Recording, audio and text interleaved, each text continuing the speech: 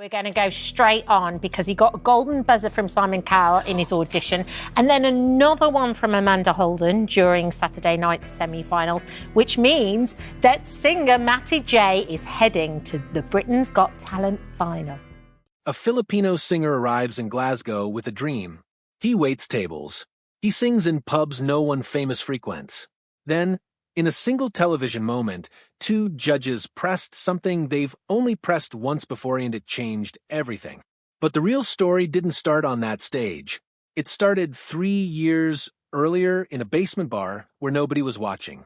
The Horseshoe Bar sits tucked away on Renfield Street in Glasgow. The lights are warm amber, the kind of place where the ice cubes make more noise than the applause. In 2022, a young man walked into that basement knowing one thing for certain: he'd already failed once. And he was about to try again. Matty Juniosa was 27 years old. Here's what nobody talks about: already been on a TV show. In 2019, he competed on Idol Philippines, made it to the top 16. The judges praised him. The cameras were there. Everything looked like it was working. Then it wasn't. He went home. 3 years passed, and he never forgot that feeling. But here's the thing that changes everything. He didn't give up. Most people would. 3 years of silence would crush most people. But Matty did something different. He looked at the actors coming out of the Royal Conservatoire of Scotland. James McAvoy, David Tennant, Ncuti Gatwa. These weren't small-time performers. These were internationally recognized talent.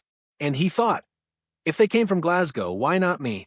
So he moved across the world, left the Philippines, arrived in Scotland where the weather was grey and the costs were manageable and something about the city felt right.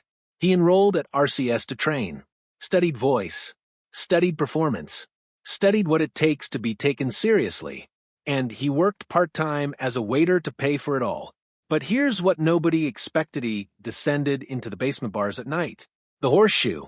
Small stages, crowds who weren't there for him. He performed Prince covers to people drinking quietly, to ice cubes clinking against glass, to rooms that felt completely empty of possibility. Every single night, every single performance was rehearsal for an audience that didn't know it was watching. The Millers ran the Horseshoe. Robert and May. They knew his name. They knew when he'd asked to perform. They watched him sing the same songs over and over, getting better each time. There's something about that kind of persistence that changes a room. Slowly, the audience started arriving earlier. People started requesting songs. Videos started appearing on Instagram. 30-second clips, 90-second clips. His voice was measured. The high notes never strained. The emotion came from somewhere unguarded, lived, real. But he didn't know what was happening behind the scenes. He didn't know that producers from Britain's Got Talent had been searching for him. For years, they'd been watching videos from the Horseshoe, approaching him multiple times, building a file on this Filipino guy singing in a Glasgow basement. From his perspective, he was just waiting tables. From their perspective, he was already becoming something else. He was becoming undeniable. March 2026 arrives.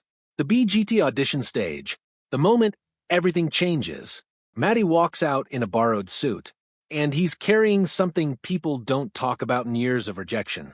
Idol Philippines. 3 years of basement bars, the quiet voice in his head saying maybe you're not good enough. Maybe you never will be. The stage is enormous, brighter than any room he's performed in.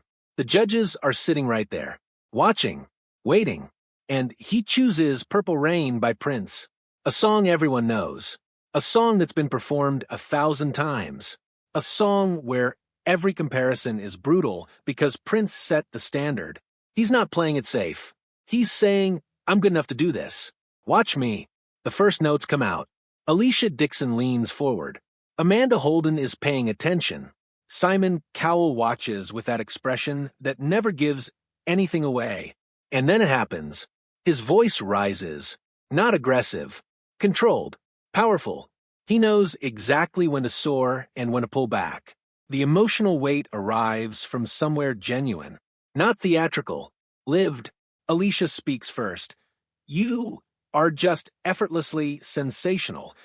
Then Amanda does something unexpected. She leans toward the judges' panel, and she says something that will echo through everything that follows. I said to the producers, "What happens if I don't press my golden buzzer?"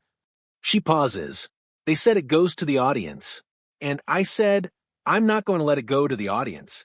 Then her hand moves. Confetti falls. The audience erupts. This isn't just applause. This is recognition. This is the moment where everything he believed about himself gets validated in real time.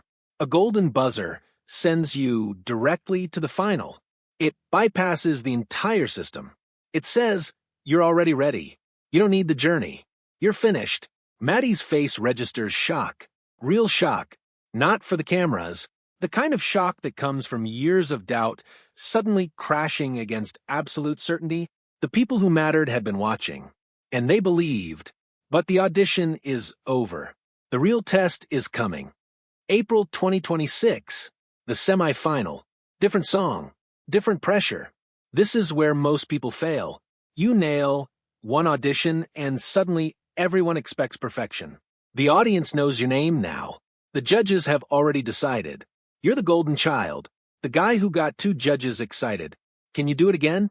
Matty performs Dream On by Aerosmith. This is a completely different challenge. The song is nearly 6 minutes long. The vocal range is punishing. Your voice has to soar. Your stamina has to hold. You can't fake this. Everyone watching will know if you're tired. Everyone will feel it if you're struggling. The audience stands. The applause is immediate. Alicia Dixon calls it a masterclass in how to deliver a class of vocal. The praise is specific. She's not repeating herself. She's saying something new. He didn't just repeat his success. He expanded it. He proved the first audition wasn't luck. It was real. Then something unprecedented happens. Amanda presses her golden buzzer again. Think about this. It's never happened before in BGT history. One judge, two golden buzzers. For one person. In the same season. The system wasn't designed for this. The producers probably didn't expect it. Simon Cowell is sitting right there. He doesn't press his button. Neither does Bruno Tonioli. But Amanda has decided. Her certainty isn't diminishing, it's intensifying. The psychological weight of that moment is almost impossible to describe. Matty is being told publicly that he exceeds the normal metrics. He's no longer competing against other contestants. He's being measured against a standard Amanda believes he defines. The video of this performance hits YouTube. 2.4 million views in 5 days. The algorithms detect something. The public detects something. Comment sections fill with people who've never been to the Horseshoe Bar, never known his name, suddenly understanding why they're moved. But nobody can predict what comes next. Nobody realizes that the real consequence of two golden buzzers won't be his final performance. It will be everything that follows. May 2026, the final, the Palladium in London. The stage is larger, more elaborate, more real. This is where BGT concludes, where all narratives resolve. Matty's position is strange. He's already won institutional validation. Two golden buzzers. From the same judge. The audience has voted positively. The algorithms have confirmed his appeal. In a competition framework, he's already achieved something approaching victory. He performs Nothing Compares to You by Sinead O'Connor. The original is sparse, just voice and arrangement. His version is larger. A gospel choir stands behind him. The staging expands. Everything. The emotional landscape shifts. The judges praise him. Simon Cowell says something that matters.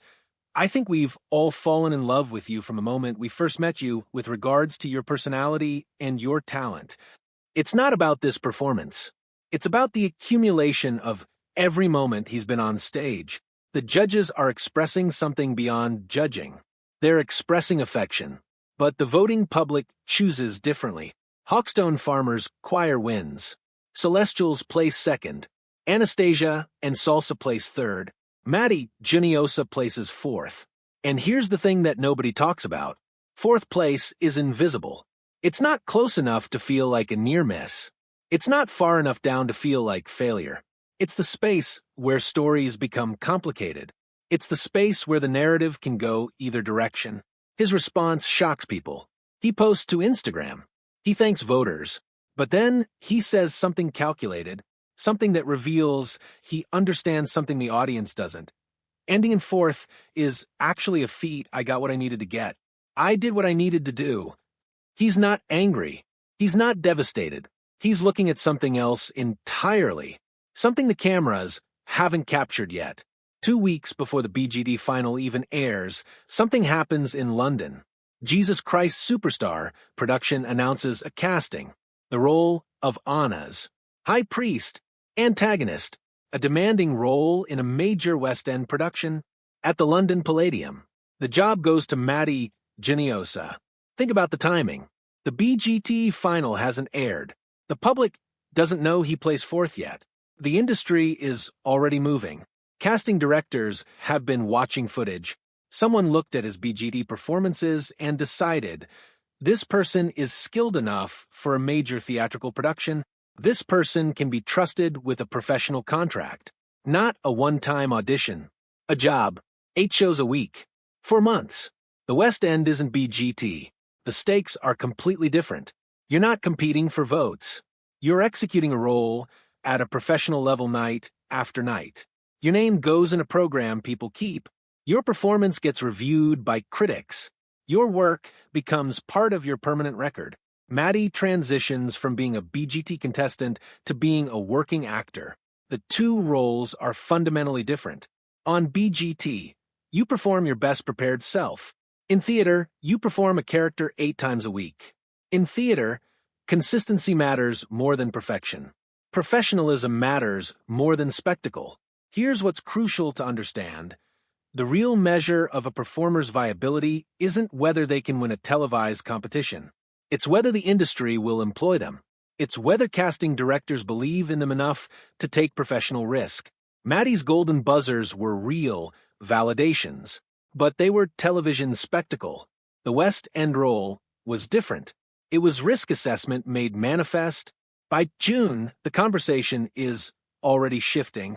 Theater blogs are discussing the casting. Entertainment newsletters note that a BGT semifinalist is now in a major production. The professional industry is saying, this person is viable. We're employing him. We believe in him enough to put him in front of paying audiences. The public narrative hasn't caught up yet. Social media is still debating his fourth-place finish, still questioning whether the judges' enthusiasm set unrealistic expectations, still framing him as the victim of a competition that didn't work out the way it should have. But the industry is moving forward. The industry already knows his story is different.